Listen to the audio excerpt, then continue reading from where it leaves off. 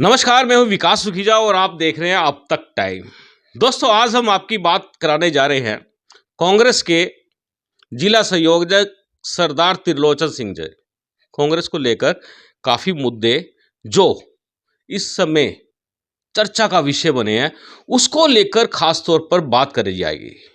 और आपको बता दें, इस समय हरियाणा के अंदर यदि कहीं भी हम लोग बात करते हैं तो वो लोग कहते हैं कि हरियाणा में कांग्रेस की हवा चल पड़ी है। लोगों का दावा है यदि आज विधानसभा इलेक्शन करा लिए जाए तो हरियाणा में कांग्रेस की सरकार बनना तय है। ये मैं सवाल पूछूंगा, आखिरकार क्यों? और ये भी जरूर पूछूंगा, जो हाथ से हाथ मिलाओ अभियान चल रहा है उसका क्या इम्पैक्ट रहने वाला है। राहुल गांधी ने भारत जोड़ो यात्रा चलाई थी, उसका क्या फ़ायदा मिला? और जो बड़ा सवाल है वो हम बात करेंगे हरियाणा के बजट को लेकर। आखिरकार हरियाणा के बजट के अंदर हरियाणा को मिला क्या है? और पर्टिकुलर बात करें तो करनाल के लिए आखिर ऐसी कौन सी योजना को लागू किया गया जिससे करनाल जिले के लोगों को फ़ायदा हो? क्योंकि करनाल विधानसभा से चुनाव लड़ते हैं हरियाणा के मुख्यमंत्री, 2 बार विधायक बन चुके हैं, तीसरी बार फिर चुनाव करनाल से लड़ेंगे या नहीं लड़ेंगे, ये भी सवाल करेंगे त्रिलोचन जी से। चलिए सीधी बात करवाता हूं आपकी मैं त्रिलोचन जी से और उनसे जानते हैं कांग्रेस की हालत क्या है। दोस्तों, हमारे साथ जुड़ चुके हैं सरदार त्रिलोचन सिंह जी। एक बार वेलकम कर लेते हैं, फिर उनको थोड़ा थोड़ा सा उनके तराने जो हैं वो छेड़ने की कोशिश करेंगे। आज उकसाने का भी प्रयास करेंगे, कोशिश करेंगे कि त्रिलोचन जी आज हमारे उकसाए में कितना आते हैं। त्रिलोचन जी, आपका अब तक टाइम से बहुत बहुत स्वागत है। धन्यवाद सुखीजा जी। अब तक टाइम में जब भी मैं आता हूँ बड़ा सोच समझ के बैठता हूँ, क्योंकि आपके जो सवाल होते हैं ना जाने कहाँ से ऐसा सवाल उठा कर ले आते हो जो आम आदमी को पता नहीं होता। अभी पीछे से आपने आम आदमी पार्टी के प्रवक्ता को सवाल कर दिया कि पर व्यक्ति क्या आमदन है, कर्ज क्या है हरियाणा के लोगों पे। वो ऐसा सवाल कर दिया कि जवाब नहीं दे पाया और वो पजल हो गया। तो आपने बोला टाइम टाइम फिश, तो मैं नहीं चाहता मेरी टाइम टाइम फिश हो, तो इसलिए बड़ा सोच समझ के आपके चैनल में बैठते हैं। अब तक के चैनल के माध्यम से सभी दर्शकों को मैं धन्यवाद करता हूँ, नमस्कार करता हूँ। बिल्कुल दोस्तों, ये टाई टाई जो फीस होती है, त्रिलोचन जी मुझे मौका नहीं देंगे और मैं भी चूकूंगा नहीं। ये बड़ा एक कंपटीशन सा हो जाएगा आज, क्योंकि मैं त्रिलोचन जी के साथ आज जो चर्चा करने वाला हूँ बिल्कुल खुली चर्चा करने वाला हूँ। इनको बुरा लगता है लग जाए, ये बुरी बुराई में विधायक बन जाए करनाल के कुछ भी हो सकता है। ये बातें बड़ी जरूरी हैं। त्रिलोचन जी, मेरा पहला सवाल आपसे, ये जो कांग्रेस ने जो अभी हाल ही में भारत जोड़ो यात्रा चलाई थी, उसका क्या इम्पैक्ट रहा? देखिए, भारत जोड़ो यात्रा एक इस देश के लिए बहुत जरूरी थी, जहाँ पर गोदी मीडिया, जो बड़े बड़े मीडिया हैं, वो आम जन की बात नहीं उठाते थे, हमारे नेताओं तक पहुंचने में देरी लगती थी। तो राहुल गांधी जी ने यह सोचा कि क्यों न इतनी लंबी यात्रा करूं, मेरे को किसान, व्यापारी, कर्मचारी, मजदूर, खोमचे वाला, रेहड़ी वाला, छोटा बच्चा, बड़ा बच्चा, महिलाएं, मजदूर, सब तरह के लोगों से मिलकर जान सकूं कि हमारे हिंदुस्तान की स्थिति मौजूदा सरकार में क्या है। और वो सच साबित हुई। वो कन्याकुमारी से लेकर श्रीनगर तक चले, उन्होंने लाखों लोगों के साथ हाथ मिलाया, लाखों लोगों से बात की, लाखों लोगों को मिले। मिलने के बाद उन्होंने जो महसूस किया, उन्होंने अपने माध्यम से जब उन्होंने प्रेस कॉन्फ्रेंस की या आखिरी भाषण जब दिया श्रीनगर में, उसके माध्यम से वह एक पत्र के माध्यम से जन जन तक पहुँचाने का आह्वान किया, जो आजकल हम चला रहे हैं, जिसका नाम है हाथ से हाथ जोड़ो। वो पिछले 1 फरवरी से शुरू हुआ है, 31 मार्च तक चलेगा। उसके माध्यम से हम लोगों तक वो पहुँचा रहे हैं। उससे जागृति आई है, लोगों में भी आई है और कांग्रेस को और ज़्यादा मजबूती मिली है। खासकर हरियाणा के अंदर कांग्रेस पहले से भी ज़्यादा मजबूत हुई है, जो पहले तो मजबूत थी उससे भी ज़्यादा मजबूत हुई है। त्रिलोचन जी, राहुल जी करनाल में आए, नमस्ते चौक से एंट्री किया और सीधा अग्रवाल चौक से बाहर निकाल दिया। करनाल के एक भी व्यक्ति से उन्होंने हेलो हाय नहीं की, राम राम नहीं की, दुआ सलाम नहीं हुआ। करनाल के लोगों की टीस है कि कम से कम राहुल को 2, 4, 5 मिनट कुछ लोगों के साथ देने चाहिए थे, ये कमी रह गई है। नहीं, ऐसी बात नहीं है। उन्होंने पद यात्रा करनी थी, उन्होंने लोगों से वार्तालाप अपनी मर्जी से करना था। उन्होंने कांग्रेस जन के लोगों को नहीं मिलना था भी जिन्होंने तारीफ करनी है, जिन्होंने अपनी बात करनी है, टिकट की बात करनी है और अपने नेताओं की तारीफ करनी है, उनको मिलना जरूरी नहीं था। उनको आम किसान को मिलना जरूरी था, जो साइकिल पे सड़क पे जा रहा है उसको रोक कर मिलना जरूरी था। जो खेत में किसान काम कर रहा है, खेत में मजदूर काम कर रहा है, खेत में एक महिला काम कर रही है, रास्ते में एक फड़ी वाला खड़ा है, कोई चाय वाला खोखे वाला खड़ा है, जो आम जन आदमी है जिसको उम्मीद ना हो भी राहुल गांधी मेरे पास रुकेंगे, वहां रुक के उन्होंने असली हालचाल जाना, जो एक नेता के लिए जरूरी होता है। जहां अचानक जाकर रुक जाए, हमारे पास अगर रुक जाते तो हम क्या करते? हम यही कहते हरियाणा में कांग्रेस बहुत मजबूत है, भूपिंदर सिंह हुड्डा जी के हाथों में नेतृत्व सुरक्षित है, जो सच्चाई है, हमने यही कहना था। क्या हम कहते उस समय भी करनाल के लोग हाहाकार मची हुई है? क्या सीएम सिटी के अंदर काम नहीं हो रहा? सीएम सिटी के अंदर क्राइम का इजाफा बढ़ गया है, स्मार्ट सिटी के नाम पर लोगों में धोखा हो रहा है, यहाँ का कोरोना के दौरान यहाँ हाहाकार मची रही, गरीबों की झुग्गी झोपड़ी तक अगर गए तो हम गए, ये ऐसी बातें हमने नहीं कहनी थी। हमने तो सिर्फ अपने नेताओं की तारीफ करनी थी और कांग्रेस के बारे में कहना था भी आप अगर बढ़ोगे तो कांग्रेस सुरक्षित रहेगी, बस। लेकिन वो सच्चाई जानना चाहते थे, वो आम जन की बात सुनना चाहते थे, इसलिए उनका कांग्रेस जनों से मिलना जरूरी नहीं था। मिलते भी रहे हैं, जहाँ जरूरी था उन्होंने बुलाया भी है, लोगों को मिले भी है, बात भी की है। जहाँ जरूरी नहीं था उन्होंने टाइम वेस्ट नहीं किया, वो सच्चाई पे चलना चाहते थे तो सच्चाई पे चले। हमारे नेता भी चाहते थे हरियाणा में जब राहुल गांधी जी आए, उस सच्चाई अवगत होनी चाहिए, उन लोगों ने सच्चाई अवगत कराई और नेताओं ने भी प्रयास नहीं किया अपने लोगों का घेराबंदी करने का। कुछ नेताओं ने किया भी, राहुल गांधी उनसे खुश नहीं है, लेकिन हमारे नेताओं ने, बहुत सारे नेताओं ने ऐसा प्रयास नहीं किया जो सिर्फ अपने लोगों के इर्द गिर्द घेरे में लेकर रखे। मेरा दूसरा सवाल है, इसी से ही पार्ट 2 चलने वाला है। समाचार आ रहे हैं कि राहुल गांधी एक बार फिर से यात्रा निकालना चाहते हैं, पार्ट 2 निकालना चाहते हैं। कितना सकारात्मक रहने वाला है? देखिए, अभी हमने बात सुनी है, निकालने जा रहे हैं। अभी हमारे को ना रूट पता है ना मालूम है, ऐसे हम आपको खुश करने के लिए कुछ रूट ऐसा बता दें, लेकिन सुनने में आया है दिल्ली से चल के यूपी बिहार होते हुए काफ़ी इलाके में जाएंगे ये। लेकिन अभी तक जब तक रूट तय नहीं हुआ, जब तक अनाउंसमेंट नहीं हुई, जब तक ये ऑफिशियली किसी को कोई मैसेज नहीं है, तब तक हम ये बात नहीं कह सकते कुछ भी।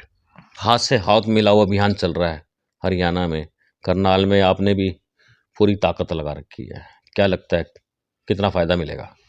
देखिए, राहुल गांधी जी ने एक चार्जशीट तैयार की है और एक पत्र तैयार किया है, जो दोनों लोगों को हम पहले पढ़ के सुनाते हैं, फिर लोगों में उनको बांटते हैं ताकि लोग आराम से पढ़ सकें। लोगों में पढ़ने के बाद पता लगता है भी आज गैस का सिलेंडर 1100 रुपये का अगर हो चुका है, कांग्रेस सरकार में 400 था, अगर दोबारा कांग्रेस सरकार आती है 500 का उसमें वचन दिया हुआ है। उन्होंने अडानी बानी के लिए क्या किया, उन्होंने देश के हित में क्या किया, उन्होंने LIC क्या किया, उन्होंने रेलवे का क्या किया, वो सब कुछ लिखा हुआ है ताकि लोग जाग जाएं। हमारा देश जिसमें शहीद भगत सिंह, राजगुरु सुखदेव, लाला लाजपत राय, महात्मा गांधी ने जान देकर जो देश को आज़ाद कराया था, वो देश फिर अडानी अंबानी के पास गिरवी न रह जाए, इसलिए वो जो सा पत्र पहुंचाया जा रहा है लोगों को जागृत करने के लिए। और ये चार्जशीट किसकी तैयार की है?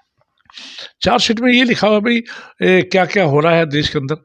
आज कहते कुछ हैं, करते कुछ हैं, करोड़ों रुपए के जहाज़ों पे ये घूमते हैं, सूट बूट की राजनीति करते हैं, फ़कीरों का नाम लेते हैं तो फ़कीरी के नाम के ऊपर भूल चुके हैं, भाई भाई को लड़ा रहे हैं, हिंदू मुसलमान सिख ईसाई को लड़ा रहे हैं, मुसलमानों को हिंदुओं को लड़ाया जा रहा है। तो इसलिए हाथ से हाथ जोड़ना इसलिए जरूरी है कि सभी धर्मों को हम बुलाकर मानवता का एक रूप है इंसानियत को जिंदा रखा जाए। कांग्रेस पार्टी ने हमेशा हिंदू मुस्लिम सिख ईसाई सभी भारतीय भाई भाई जिस नारे को ये खंडित कर रहे हैं, उस नारे को हम जिंदा रखना चाहते हैं। बिल्कुल दोस्तों, अगर बात करें तो इस समय करनाल विधानसभा की बात करें तो करनाल विधानसभा के अंदर पूर्व विधायक सक्रिय हो चुकी हैं सुमिता सिंह। लेकिन बात करें त्रिलोचन सिंह जी की, त्रिलोचन सिंह जी का वर्चस्व बढ़ता जा रहा है तेजी से। उन लोगों के बीच में त्रिलोचन सिंह पहुंच चुके हैं जहाँ से वोट बैंक निकलता है, ये आपका वर्चस्व बढ़ रहा है, क्या कारण है? देखिए, मेरा जन्म करनाल का है। मैंने जब जन्म लिया, मैं बड़े गुर्बत में था, मेरा परिवार बड़े गुर्बत में था, तो मैंने गरीबी भी देखी है और मैंने अच्छे दिन भी देखे हैं और अब देख भी रहा हूँ। मैं जानता हूँ गरीब की ज़िंदगी में रात को अगर किसी का घर का दरवाज़ा खुला मिल जाए और रात के समय उठकर उनके साथ थाने तक पहुँच जाए, रात के समय उठकर उनके साथ हॉस्पिटल में पहुँच जाए, रात के समय उठकर उनको पानी पिलाकर उनकी बात सुन ली जाए, रात के समय वो बड़े आराम से उसको मिल सके, तो मेरा दरवाज़ा का कभी ताला नहीं होता। मैं यकीनन मतलब मेरे घर में आप तलाशी ले सकते हो, मेरे घर में सिर्फ एक ताला मिलेगा, वो भी इतनी इमरजेंसी के लिए, कभी हमारे घर को बाहर अचानक जाना पड़ जाए, ताला लगाया जाए, हमारे घर में ताला भी नहीं मिलेगा। तो इसलिए लोग समझते हैं भी एक घर तो ऐसा है जिसमें आधी रात को भी हम जाकर उठा सकते हैं, थाने में भी जा सकते हैं, कचहरी में भी जा सकते हैं, हॉस्पिटल भी जा सकते हैं, कोई भगवान ना करे हादसा हो जाए सड़क पे भी जा सकते हैं, जीटी रोड पे भी जा सकते हैं, जहाँ भी चाहे मैं चलने के लिए हमेशा तैयार रहता हूँ। ये आज नहीं है, मैंने 1982 में असेंबली का इलेक्शन लड़ा था करनाल से, आपको शायद मालूम हो, शांति देवी जी के हक में बैठ गया था। तब से लेकर तब तक सक्रिय राजनीति में हूँ और सक्रिय रहा हूँ। मैं कोई भी समय ऐसा नहीं मैं 2 साल 5 साल के लिए लोगों से दूर चला गया हूँ, फिर लोगों के बीच में आ गया हूँ। कोरोना काल के अंदर जब लोग घरों के अंदर कपड़े उतार के नंगे बदन घर के अंदर एंटर करते थे, उस समय भी मैं सुबह जाता था, शाम को घर आता था। अभी के मोहल्ले के लोगों ने भी इतराज़ किया, त्रोचन जी ये ना करो, लेकिन मैं फिर भी गरीबों के घरों तक अनाज लेके पहुंचा। जहाँ पे मजबूर लोग थे, असहाय लोग थे, उनके घरों में न कभी निर्मल कुटिया से, कभी डेरा कारसेवा से लंगर लेके जाता था। हमने तब भी परवाह नहीं की। इसलिए परमपिता परमात्मा में कुछ बातें छोड़ दी जाती है, जो होगा उसके हाथ में होगा। उस समय मेरी मदर बड़ी बीमार थी, 108 साल की होकर डेथ हुई है, वो भी कोरोना के दौरान घर पे थी, 2 मेट भी आती थी, लेकिन मैंने इन सब बातों की परवाह किए बिना लोगों के बदसूरत सेवा जारी रखी, जिसकी वजह से लोग आज मेरे को चाहते हैं, वो चाहते हैं भाई त्रिलोचन सिंह दुख सुख का साथी है। त्रिलोचन सिंह दुख सुख का साथी है, लेकिन बहुत नेता है जिनके घरों में कुत्ते बंधे होते हैं, लोग डर के मारे नहीं आते। त्रिलोचन जी, आपने भी कुत्ता रखा हुआ था, क्या हुआ? कुत्ता रखा हुआ है, नहीं रखा हुआ, क्या है? देखिए, मेरे पास कुत्ता है, लेकिन वो भौंकता नहीं है, वो चलता नहीं है, वो खाता नहीं है, वो ये नकली कुत्ता है, ये मेरे पास है, ये मैं आपको भेंट करता हूँ। अच्छा। ये कुत्ता है मेरे पास, ये नकली कुत्ता है। तो ये ना भौंकता है, ना खाता है, ना पीता है। भौंकता नहीं, ये भौंकता नहीं है? क्यों नहीं भौंकता नहीं है, ये इसने मौन व्रत रखा हुआ है। अच्छा। ये भौंकता नहीं है क्योंकि जानता है भी इसका जो मालिक है वो नहीं चाहता कि मैं भौंकूं, क्योंकि गरीब मजदूर वो छोटा मजबूर आदमी मेरे घरों में आते हैं और वो कुत्ते से डरते हैं, इसलिए भौंकता नहीं है। इससे पूछ ले कुछ, अगर ये भौंक ले तो तुम भौंकना चाहोगे, कुछ कहना चाहोगे? नहीं, ये भैया ये कुत्ता इन्होंने एक वो रखा हुआ डम्मी, डम्मी कह सकते हैं, घर की शोभा बढ़ाने के लिए। इससे लोग डरते तो नहीं? नहीं, रात को जो बिल्ली वगैरह ऐसी है उस बाहर रखा होता वो नहीं आती भाई। रात को बिल्ली आ जाए या कोई अचानक कोई ऐसा चोर घुसने की कोशिश करे तो सोचेगा भी कुत्ता बैठा है, लेकिन नहीं है, नकली है, ये बाहर पड़ा रहता है। कभी ले आया था मैं, वैसे शौकीन था, बाजार में गया था, ले आया था, इसकी कोई खास वजह नहीं है। कुत्तों के शौक तो है आपको? देखो, कुत्तों के शौक तो उनको होते हैं जिनका घरों में कुछ आमदन हो, घरों में कुछ पड़ा हो, कोई सोना हो, कोई पैसा हो, कोई कैश हो, कोई ऐसी चीज़ हो जो चोरी ना हो जाए। हमारे घर में कोई ऐसी चीज़ नहीं है जो चोरी हो जाए। जो कुछ है जेब में है, ना बैंक है, ना बैलेंस है, जो कुछ है हमारी जेब में है, तो इसलिए हमारे को किसी डर नहीं है। फिर कुत्तों का शौक हमने करना क्या। त्रिलोचन जी, आने वाली विधानसभा की तैयारी आपकी? देखिए, तैयारी तो मैंने कहा था पिछले 2019 में, जब मेरे को टिकट दी गई कांग्रेस पार्टी की तरफ से, भूपिंदर सिंह हुड्डा जी की तरफ से, भी मैं विधायक बनूं ना बनूं, लोगों की आवाज़ बनकर रहूँगा। तो पिछले 3.5 साल से आप देख रहे हो कि हर मुद्दा, हर तरह का मुद्दा मैंने उठाया, प्रदर्शन किए, पुतले जलाए, सीएम की कोठी के बाद धरना दिया, भ्रष्टाचार के मुद्दे उठाए। अभी की मेरे को कई आप जैसे पत्रकार भाइयों ने कहा भी कि आपको ईडी का डर नहीं है, बैंक का डर नहीं, सीबीआई का डर नहीं है, या इनकम टैक्स का डर नहीं है। मैंने उनको कहा था मेरे को किसी चीज़ का डर नहीं है, मेरे बैंक में भी अगर होंगे 5,000 या 7,000 रुपया होगा, ये मेरे पास फ़ोन है, अगर कहोगे तो अगर मैं इसको दिखा सकता हूँ मेरा बैंक बैलेंस कितना, इस पर मैसेज आता है। तो मेरे पास कोई ऐसा नहीं है भी चाहे ईडी का डर हो या किसी चीज़ का डर हो। जिनके पास अरबों खरबों रुपया होगा, जिन्होंने बेहताशा कमाया होगा, जिनके पास शहर के अंदर प्रॉपर्टियाँ होंगी, उनको डर हो तो हो, मेरे को क्या डर है? नहीं हमारे को डर है, ना हमारे किसी नेता को डर है, क्योंकि हम सब ट्रांसपेरेंट हैं। कौन है, किसको डर किसको है? नहीं, अगर होगा, जैसे पत्रकार सवाल पूछते हैं भी आपको ईडी का डर नहीं, मैंने उनको ये जवाब दिया, मैंने आपको ये बताया, मैंने ये नहीं कहा डर किसको है किसको नहीं है। शहर में बहुत, करनाल बड़ा अमीरों का शहर है, करनाल में बड़े सरमायादार लोग रहते हैं, लेकिन कईयों ने मेहनत से कमाया हुआ है, उनको डर नहीं है, वो बाकायदा टैक्स पे करते हैं, सब कुछ करते हैं। लेकिन कईयों ने रातों रात जो अमीर बने हैं, 2 नंबर में पैसे कमाए हैं, कुछ ऑफिसर हैं जो करनाल में आके सेटल हो चुके हैं, उनको डर हो सकता है, हमारे को क्या डर है? कोई नेता भी हैं कुछ ऐसे? हैं? नेता भी हैं कुछ ऐसे? नहीं, जो कई लोग पैसा बचाने के लिए नेता बन जाते हैं, ताकि उनके ऊपर हाथ न लगाए और नेता बन जाते हैं। कई लोग ऐसे हैं, नेता बने भी हैं, जिनका खरबों रुपया आ गया, वो नेता बन गए। उन्होंने टिकट का प्रयास किया, टिकट ले ली या पार्टी बना ली। कई ऐसे लोग आते हैं जो अपना पैसा छुपाने के लिए नेता बन जाते हैं। लेकिन मैं तो 1982 में बना था, जब मेरे पास स्कूटर भी नहीं था। 82 में मैंने इलेक्शन लड़ा था, तो 10 आदमियों ने मिल के, उस टाइम 10 शराब के ठेके होते थे, मेरा भी ठेके में किसी सारा 1,000 रुपये दिया था। 10,000 रुपये खर्चे में हमने करके इलेक्शन लड़ा था। उस समय मेरा स्कूटर भी नहीं था, मैं रिक्शे पे जाता था सुबह, तो शाम को कोई ना कोई मेरे को छोड़ देता था। मैं तो पिछला जो इलेक्शन लड़ा था उसमें खूब पैसे खर्च हुए? उसमें पार्टी देती है, 20 लाख रुपए पार्टी ने दिया था, 8 लाख रुपए मेरे दोस्तों ने दिया था, 5 लाख रुपए ऑन रिकॉर्ड है, मेरी बेटी के पास एफडी थी, उसको चढ़ा के भेजी थी, 33 लाख रुपया था। कुछ लग गया होगा, कुछ घर खर्च हो गए होंगे, कुछ देनदारी होंगी, ऐसे ही है। वो बेटी वाले वापस कर दिए फिर आपने? हाँ, नेचुरली देने होते, बेटी का धन है, बेटी का पैसा कौन रखता है? डबल दिए थे फिर?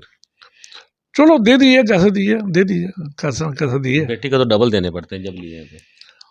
देखो, बनता तो यही है, लेकिन जो आदमी मोहताज होगा वो शायद डबल भी ना दे पाए, वापस सिंगल भी ना दे पाए। जरूरी नहीं है भाई सिंगल भी दे दियो हमने, क्या पता क्या हालात रहे हो, ना भी दिए हो।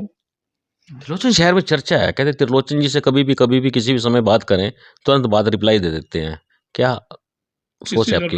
मान लो कोई भी बात करनी है, दुख सुख की बात करनी है या आपकी जरूरत पड़ जाती है, इमीडिएटली आप उनका फ़ोन पिक के, या फ़ोन पिक नहीं किया तो कॉल बैक कर लेते हैं, मदद करने के लिए तैयार हो जाते हैं। संस्कार कहाँ से आए? ये मेरे शुरू से आदत है। मैं छोटा किस्सा बताता हूँ, नाम बता भी दूंगा, कोई बात नहीं। एक दिन रात को, आज से कोई 10 साल पहले, मेरे को रात को फ़ोन आता है, हुड्डा साहब की सरकार थी, 12 बजे के करीब। मैं फ़ोन उठाता हूँ, आगे से एक महिला बोलती है। आप इस बात को क्लियर कर सकते हैं।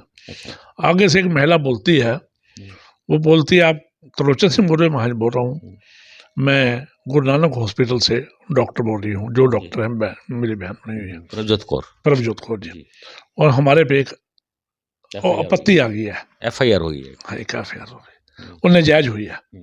तो मेरे को आपके प्रभाकर, जो उस टाइम प्रभाकर थे, उसमें आओ इसमें भास्कर में, क्या था उनका नाम, पत्रकार थे, हाँ, भास्कर जी ना, अरे सॉरी, चलो जो भी है, उनका उन्होंने नंबर दिया भी, उनको उठा सकते हो, वो मदद कर सकते हैं। तो मैंने उनकी बात सुनी, उस सुबह मैं 7 बजे उनके पास पहुंच गया। मैंने पूरी कोशिश की, करके वो मदद करी, उनके ऊपर गलत FIR नहीं होने दी। हाँ, अगर वो नाजायज कर रही थी तो भी शक हो जाती, लेकिन उन्होंने नाजायज कुछ नहीं किया था। एक खाली कंपटीशन में थी, और कंपटीशन में जो दूसरी पार्टी थी, उनका जो डायरेक्टर हेल्थ था, उनका रिश्तेदार थे, वो करनाल में DC इंटेंशन हुआ। तो मैं सारी बात समझ गया, मैंने उनकी मदद की रात को पहली बार। ऐसे ऐसे कई लोग मेरे पास आ जाते हैं जिनकी कोई मदद नहीं कर पाएगा, मैं उनके लिए खड़ा हो जाता हूँ, सिर्फ ये सोच के भी शायद मेरे को ये मदद करनी जरूरी है, इसलिए मैं कभी ना नहीं करता। मेरा कभी फ़ोन स्विच ऑफ नहीं होता। रात को 2 बजे आप फ़ोन करोगे, मैं फ़ोन उठा लेता हूँ। कहीं मीटिंग में हो या ऐसी जगह हो, किसी भी क्रिया पे या पाठ का भोग हो रहा हो, या गुरु ग्रंथ साहब के पास बैठा हूँ, फ़ोन ना उठाऊँ तो मैं बैक कॉल करता हूँ, लेकिन मैंने कभी ये नहीं सोचा भी इसका फ़ोन ना उठाऊँ। त्रिलोचन जी, बड़ा कांड हो जाता है करनाल की सरकारी गौशाला के अंदर, 45 गायें मार दी जाती हैं। है तो आंकड़ा तो बड़ा है, लेकिन पेपर में 45 आई हैं, और खबर आ रही है कि 2700 से ऊपर, 2778 गायें थी, रह गई 900 कुछ नहीं पता लग रहा क्या हो रहा है क्या नहीं हो रहा है। इस मामले की कोई बड़े लेवल पे जांच होनी चाहिए। मुख्यमंत्री जी भी गए थे वहाँ पे। देखिए, मैंने डिमांड की थी, सबसे पहले प्रेस कॉन्फ्रेंस मैंने की थी। जी। मैंने कहा था ये इत्तेफाकिया नहीं, ये साजिशन है। वाकई साजिश निकली, सीएम साहब भी माने साजिशन है। इसके असल दोषी तो सीएम साहब खुद है, क्योंकि उनके कनाल सीएम सिटी में गौशाला हो और बीजेपी का एजेंडा रहा हो गाय माता को मारने का, हम भी मानते हैं, ये नहीं मैं नहीं मानता, हम भी मानते हैं, कांग्रेस वाले मानते हैं, लेकिन उन्होंने इसको अडॉप्ट कर लिया, नहीं हम मानते हैं खाली। तो कभी गए क्या वो? एक गौशाला हो रहा है जिसमें कृष्ण तनेजा जी सिंह चावला चला रहे हैं, उसमें क्यों नहीं ये हत्या होती, उसमें क्यों नहीं गाय मर रही, उसमें चंदा कहाँ से आता है? लोग दे रहे हैं।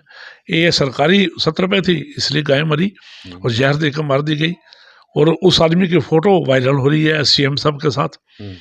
तो ये बात तहकीकात जरूरी है, खाली 4 आदमियों को पकड़कर उन पर लिपापोती करके बंद कर देना, मैं मानता हूँ कहीं ना कहीं ये नजरअंदाज कर दिया गया। ये आज से नहीं चल रहा, खाली कह दिया जाए ये अब से चल रहा, पता नहीं कब से चल रहा है। रोज 5-4 मरती थी। सोने का अंडा देने वाली मुर्गी सोचकर उन्होंने 45 गायें इकट्ठी मार दी। 4-5 तो रोज मरती थी और उठा के ले जाते, लगातार मर रही है। हाँ, लगातार मर रही है। लेकिन अब उनको दफनाया जा रहा है, क्योंकि जो ठेकेदार है उसने लेटर लिखा है बकायदा, अभी हमारे को जो गायें मरती है उनको दफनाने के लिए जगह दी जाए। और हमारे विधायक शमशेर सिंह गोगी ने बकायदा विधानसभा में सवाल उठाया, भी हड्डा रोड़ी के लिए जगह नहीं है हमारे पास, दे दी जाए। पास हो गया विधानसभा से, सारा कुछ हो गया, लेकिन दबा कर रखा हुआ, अब तक दिया नहीं गया। कहीं भी जगह नहीं है हड्डा रोड़ी के लिए। वो कहाँ जानवरों को लाएंगे, जानवरों को कहाँ पे वो करेंगे, दफनाएंगे, क्या उनका है? कोई फ्यूचर प्लान नहीं है। गाय रख दी 2700, खर्चा ले लिया 2700। अगर 5 रुपये गाय या 10 रुपये गाय 20 रुपये गाय पर सरकार देती है तो 2700 गाय दिखा दी गई, मौके पे 950। बाकी क्या क्या मामला है? किससे जांच करानी चाहिए इस पूरे मामले की? मैं तो कहता हूँ जहाँ तो देखो, हम सीबीआई कहेंगे, सीबीआई भी पूरी सूरी है, किससे कराए? सिटिंग जज कोई आ जाए और जो वाकई गौ भगत हो और वो उसके घर में गाय बंधी हुई हो, गौ भगत हो, गाय बंधी हुई हो, गौ माता को मानता हो, वो आगे जांच करे तो शायद दूध का दूध पानी का पानी हो जाएगा। वरना नजायज बच्चे पकड़े ले, उठा लिए, मार दिए, भैया पीट लिए, फलाना पीट लिया, ढिंगना पीट लिया, हाथी से खुआ दिया, मैं गधा हूँ, मैं गधा हूँ, मैं गधा हूँ। नहीं समझे? ये आपने कहावत सुनी होगी, एक राजा ने कहा था जाओ गधे को ढूंढ के लाओ, और ढूंढ के जब पुलिस थक गई, एक हाथी को पकड़ लिया, पीटते हुए ला रहे थे, बोल मैं गधा हूँ, वो कह रहा था मैं गधा हूँ, हाथी बोल रहा था मैं गधा हूँ। तो ये जो पकड़े गए ये बेचारे धक्के से बनाए गए हैं, असली जो ठेकेदार है वो गायब है। दोस्तों बिल्कुल बता दें, जो गैया मैया की हत्या हुई है सरकारी गौशाला के अंदर, उस पूरे मामले की सिटिंग जज से जांच कराई जानी चाहिए, मांग कर रहे हैं त्रिलोचन सिंह जी। त्रिलोचन जी, बजट पेश हुआ है अभी हाल ही में, क्या लगता है फायदा हुआ है नुकसान हुआ है? देखिए, ये खाना पूर्ति आए साल में करनी पड़ती है सरकार को, लेकिन सरकार ने कोई भी ऐसी घोषणा नहीं की भी हरियाणा के अंदर किसान को एमएसपी पे पेमेंट मिल सके, मजदूर को मजदूरी मिल सके, जो हर गांव के अंदर इन्होंने शुरू की हुई है योजना, क्या बोलते हैं उसको, एक जो अंत्योदय योजना है, अंत्योदय योजना नहीं, एक और पीपीपी, प्रधानमंत्री योजना के अनुसार जो चल रही थी। अच्छा, मनरेगा नाम, मनरेगा को के लिए पैसा बजट दिया गया। नरेगा या मनरेगा? मनरेगा। हाँ। तो ना उसे लिए पैसा बजट बढ़ाया गया, ना शिक्षकों के लिए सरकारी स्कूलों का सत्र बढ़ाने के लिए बात की गई, ना स्वास्थ्य के लिए बात की गई, ना किसी और के लिए कुछ बजट दिया गया। करनाल के अंदर सीएम साहब ने कुछ नहीं दिया।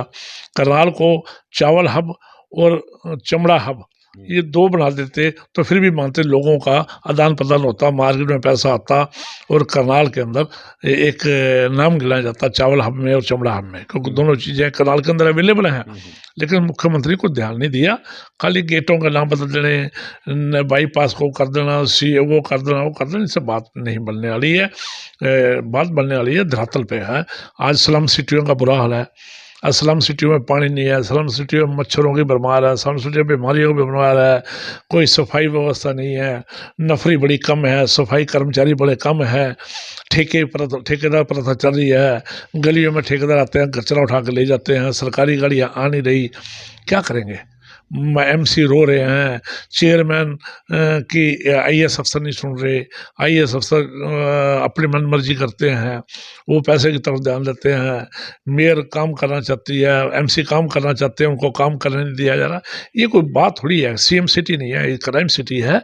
मैं जल्द ही सारे करनाल के जो मेन गेट हैं उनके ऊपर 2 घंटे के लिए लिखकर ऊपर सीएम सिटी, उसके ऊपर कांटा मार के क्राइम सिटी और भ्रष्टाचार शहर में आपका हार्दिक स्वागत है लेके मेरे कार्यकर्ता वह हम सब दरवाजों पे, मेन गेटों पे खड़े होंगे ताकि हम ये दिखा सकें ये सीएम सिटी नहीं है, ये स्मार्ट सिटी नहीं है।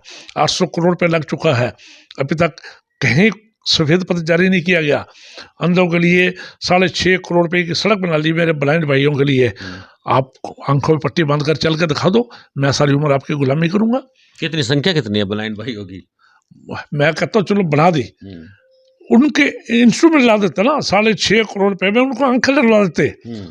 6.5 करोड़ में बहुत सारे गरीब आदमी हैं जो आंखें दान करके जाते हैं, बहुत सारे ऐसे लोग हैं जो आंखें दान करके जाते हैं, बढ़िया डॉक्टरों से 50 आदमी या 100 आदमी को पकड़ के लेके जाते हैं, उनकी आंखों में आंखें डलवा देते हैं, जिनकी डेथ हो चुकी है लोगों की, उनकी आंखें डोनेट करते हैं, वो कराते, 6.5 करोड़ उस पर लगाते, उनको कोई ना कोई इंस्ट्रूमेंट और दे देते और सड़क बना दी। सड़क ख़त्म हो गई है, लोगों ने कब्जा कर लिए, कोई फड़ी वाला बैठ गया, कोई फ्रूट वाला बैठ गया, कोई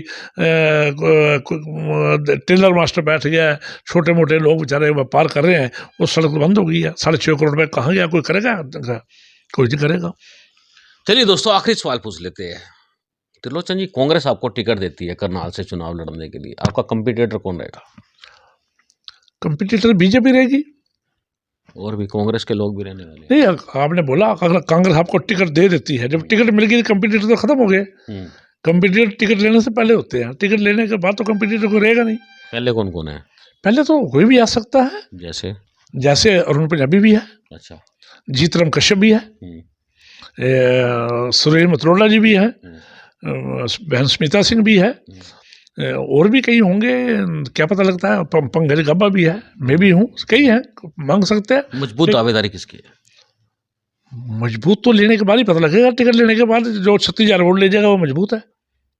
मतलब फाइट है पूरी? फाइट पूरी है, फाइट पूरी है। टिकट लेने में फाइट पूरी है। उसके बाद क्या जल निकलेगा, किसकी जमानतें जब्त होंगी, किसकी नहीं होंगी, वो तो बाद में वक्त बताएगा। लेकिन अभी तक हम नहीं कह सकते। बहुत सारे लोग, मैं किसी पे कटाक्ष नहीं करता, मेरे भाई बहन है, मेरे दुख सुख के साथी रहे, बहुत सारे लोगों को इन्होंने उतारा, इंद्री में उतारा, वहाँ संध में उतारा, नीलो खड़ी में उतारा, जमानतें जब्त हुई, बड़े बड़े नेताओं की जमानत। गोरंडा भी आपकी बात तो नहीं, जमानत जब्त हुई, वो तो 50,000 के करीब ले गया। अच्छा, देखिए शमशेर सिंह गोगी जी को 32,000 वोट मिली, वो एमएलए बने, और मेरे को 36 के करीब मिली, मैं नहीं मिला क्योंकि आपके सामने सीएम था। हाँ, सीएम अकेला ही था, वोटों को डिवीजन नहीं हो सकी। सीएम सपोर्ट मिला था, पूरा पार्टी के लोगों को सपोर्ट मिला था। देखिए, पार्टी जब टिकट देती है, कांग्रेस पार्टी जब टिकट देती है तो बहुत बड़ी बात होती है, वो एक बहुत बड़ी सपोर्ट होती है। लेकिन बहुत सारे लोग जो पिछले 25 साल से, 20 साल से, 30 साल से कांग्रेस की राजनीति कर रहे थे, कोई विधायक रह चुका, कोई कुछ रह चुका, कुछ रह चुका, उनकी क्या मजबूरियां थी ये तो वही बताएंगे। वो सपोर्ट मेरे को नहीं कर पाए। अगर मिल जाती तो है, सपोर्ट मिल जाती तो डबल भी काम होता है। हो सकता है कोई कैंडिडेट ऐसा मेरा ऐसा सपोर्टर आ जाता, उस समय मेरी वो 5,000 वोट कम भी हो सकती थी, ज़्यादा भी हो सकती थी, ज़्यादा भी हो सकती थी, कम भी हो सकती थी, क्योंकि हर एक आदमी का चेहरा अपना अपना होता है। इसके लिए हम कुछ नहीं कह सकते। कई बारी प्लस पॉइंट होता है, कई बार माइनस पॉइंट भी होता है। इसलिए जो हुआ ठीक हुआ, आगे भी जो होगा ठीक होगा, और मैं कैंडिडेट हूँ, उम्मीदवार हूँ, और आखिरी दम तक लड़ूंगा टिकट के लिए, अड़ूंगा, लड़ूंगा और करूंगा, क्योंकि भूपेंद्र सिंह हुड्डा, दीपेंद्र हुड्डा, उदय भान जी, खड़गे जी, राहुल जी, सोनिया जी, ये धोखा नहीं करते, इनको खरीदा नहीं जा सकता। कोई सोचे मैं 5 रुपये में, 10 रुपये में, 20 रुपये में, करोड़ों में खरीद लूँगा, खरीदा नहीं जा सकता। ये बिकने वाले लोग नहीं हैं, इनको खरीदा नहीं जा सकता। हाँ, उनमें कोई क्वालिटी होगी तो उनको टिकट मिल जाएगी, और क्वालिटी नहीं होगी तो खरीदे नहीं जा सकता। आप कह रहे थे अगर टिकट नहीं मिला तो फिर मैं घंटाघर चौक के ऊपर ये वो सब कर दूंगा, वो क्या था? देखिए, वो गुस्से में आदमी कभी कुछ कह देता है, वो क्या जरूरी गुस्सा नहीं था, होता। क्या कह रहे थे? नहीं, पता नहीं क्या कहा था, आपको याद होगा कि आपकी याददाश्त बड़ी शार्प है। आप कह रहे थे मैं आत्मदाह कर दूंगा। नहीं, ऑफ द रिकॉर्ड आपने कहा क्या करोगे, मैं आत्मदाह कर दूंगा, पता नहीं किस मूड में बैठा होगा, कह दिया होगा। लेकिन टिकट नहीं मिलेगी तो देखेंगे जो होगा, क्या पता क्या करना पड़ जाए। सोनिया जी को जब प्रधानमंत्री नहीं बनाया था तो तब भी तो स्मिता सिंह भी मेरे साथ थी, भगवान सिंह भी मेरे साथ थे, प्रवीण शर्मा जी मेरे साथ थे, और बहुत सारे लोग हमारे साथ थे। हमने मिट्टी का तेल अपने ऊपर डाल के आग लगाने की कोशिश की थी। आदमी का टाइम का पता थोड़ी होता कब क्या कर देगा। तो मेरे को याद है उस टाइम लोगों ने मेरे को बचाया, लोगों ने भर लिया। कुछ लोगों ने ये भी कह दिया जलने देते यार, मुगले नहीं देते। आज वो बीजेपी के, मैं बताऊंगा तो बात चली जाएगी, बीजेपी के लीडर हैं आज वो, उस टाइम वो कांग्रेस में थे, वो भी धरने में बैठे थे। तो क्या लगा मुगले नहीं देने का, हम यार आगे लगाने दें माचिस से क्या फर्क पड़ता था। अच्छा, तो इसलिए ऐसे लोग भी होते हैं। तो ऐसे लोग भी होते हैं जिन्होंने बचाया भी मेरे को। चलिए, आपने हमसे बात की, बहुत धन्यवाद। थैंक यू, धन्यवाद आपका। आप समय समय पर हमारे दिल की बात को बाहर निकालते हो, लेकिन मैं समझता हूँ लोगों को भी समझना चाहिए भी हमारे दिल की बात होती है, ये कटाक्ष नहीं होता। जब एक पत्रकार सवाल करता है उसका जवाब देना जरूरी होता है, अनिवार्य होता है। अगर पत्रकार सवाल का जवाब नहीं दे सकते तो हम कहीं ना कहीं चोर हैं, हमारे मन में कुछ ना कुछ डबल है, हम ट्रांसपेरेंट नहीं है। इसलिए पत्रकार के सवाल का जवाब देना हमारा फर्ज है, लेकिन इसको कटाक्ष ना समझा जाए। कटाक्ष नहीं होता। कई मेरे भाई बहन मेरी बात को कटाक्ष मान लेते हैं, लीडर तक पहुंचाते हैं, आपकी जो बढ़ा के ये देखो जी क्या बोल दिया, ये देखो जी क्या बोल दिया। एक मैंने उस दिन इंटरव्यू में बोल दिया भाई भूपेंद्र सिंह हुड्डा जी का खून सफ़ेद नहीं है, तो ओपन कहने लग गए देखो इस समय टिकट नहीं देगा खून सफ़ेद हो जाएगा। तो क्यों देंगे वो, क्यों धोखा करेंगे? बात का पतंगा बात का पतंगा नहीं बनाना चाहिए, सोचना चाहिए, घर बैठ कर समझना चाहिए हम कहाँ खड़े हैं, हम किसी के साथ कितने कदम चले हैं। और वो अगर बात कर रहा है तो सच कर रहा है कि झूठ कर रहा है, उसने अगर बात की सच्चाई कही है कि झूठ कही है, इस बात की भी उनको थोड़ी प्रसन्नता करनी चाहिए। भी तुरंत जो बोला सच बोल रहा है, सच्चाई बोल रहा है, झूठ नहीं बोल रहा। भूपेंद्र सिंह हुड्डा, दीपेंद्र हुड्डा किसी के साथ धोखा नहीं करते, उद्धव जी किसी का धोखा नहीं करते। मैंने पहले भी कहा, आज भी कहा, मैंने उधर में कहा उनका खून सफ़ेद नहीं है, मैं आज भी कह रहा हूँ उनका खून सफ़ेद नहीं है। क्या वो झूठ है? किसी का खून सफ़ेद हो सकता है? सफ़ेद उसी का होता है जो झूठ बोल दे, जो छल फरेब करे, जो कहे कुछ करे कुछ, बगल में छुरी मुंह में राम राम, उनका खून सफ़ेद होता है। त्रिलोचन जी, आपसे बात करते हुए मुझे एक गाना याद आ गया, एक पंक्ति जरूर सुनाना चाहूंगा। त्रिलोचन जी आप ध्यान से सुनना, अब ये कहेंगे गाना बीच में आ गया। दोस्तों गाना है, आपने सुना होगा, चेहरा क्या देखते हो, चेहरा क्या देखते हो, दिल में उतर के देखो ना। दोस्तों अब वो समय आ चुका है जब दिल में उतरना पड़ेगा। झूठ बोलो सच बोलो, जितने मर्जी लारे लप्पे लगाओ, सच बोलना पड़ेगा। जनता के दरबार में सच के साथ आना पड़ेगा, क्योंकि इस बार के चुनाव में लोग जूता गीला करके बैठे हैं। हम चाहेंगे इस खबर को ज़्यादा से ज़्यादा शेयर कर देना। आप देख रहे हैं अब तक टाइम्स, मैं हूं विकास सुखीजा अपने साथी राकेश निषाद के साथ। नमस्कार, जय हिंद, जय भारत।